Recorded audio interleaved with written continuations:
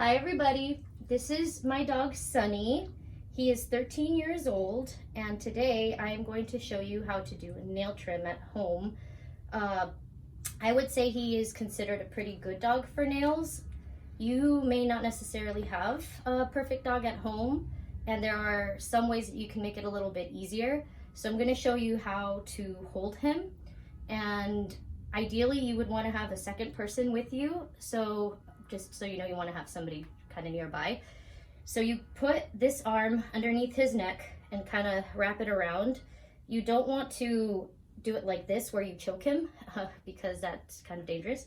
So you want to just kind of wrap it around and hold him so he feels comfortable, but he's pretty tight.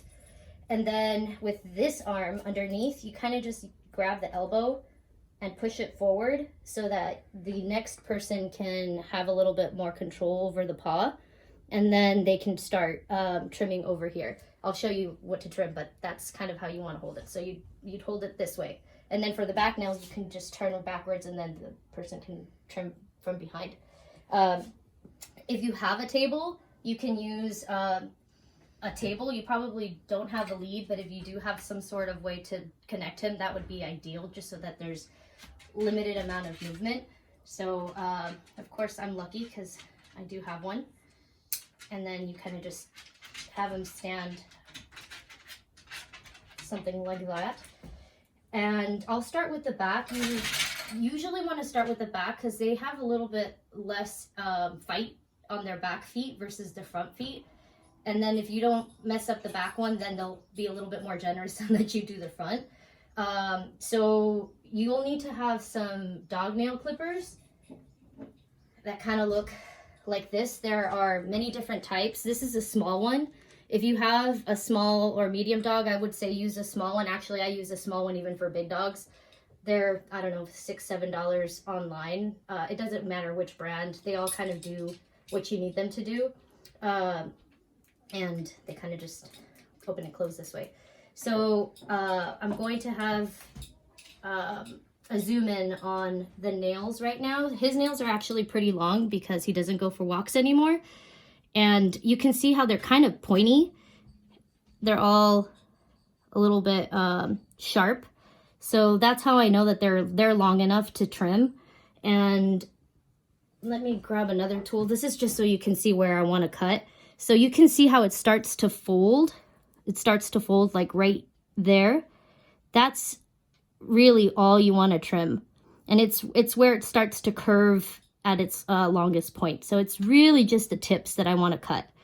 And so I'll do one. And you can kind of see there. And he didn't even flinch because I didn't grab anything that I wasn't supposed to. If I was to trim, over trim, there's a nerve under there and it can bleed. You can actually use flour or baking soda at home if you have that to cauterize it. So have that next to you just in case. We use septic powder, which is this here. That might actually be something nice to have at home too. You can buy it on Amazon. There's many brands. They're maybe like $6. It actually works on human wounds too, but it's really just so that the bleeding stops. So I'll trim this whole paw just so you can see. Oh, I forgot to tell you too. So when I lift his leg, you can either do it like this, where I'm holding it back because you want it to be very easy for them as far as the bend goes. You don't want to overdo it, especially with older dogs. They can easily get hurt, and they have arthritis, so you don't want it to be difficult for them. Or you can kind of do it up this way. That's how I was doing it earlier. And then you can use your finger to kind of push the pad. You can see how it kind of like goes out, and that'll help you see a little bit more. So here's the next one.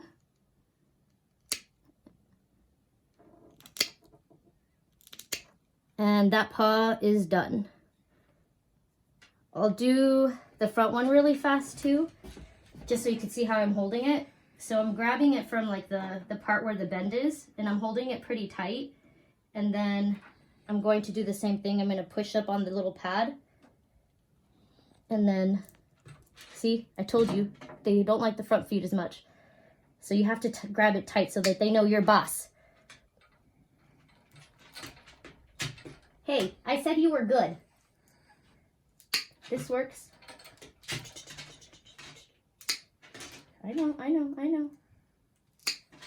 All done. Notice how I never let go though? If you let go, he's going to see that you're not strong or capable, so try not to let go, but obviously don't hurt him. But that's pretty much it. Thank you guys for watching. Take care and stay safe.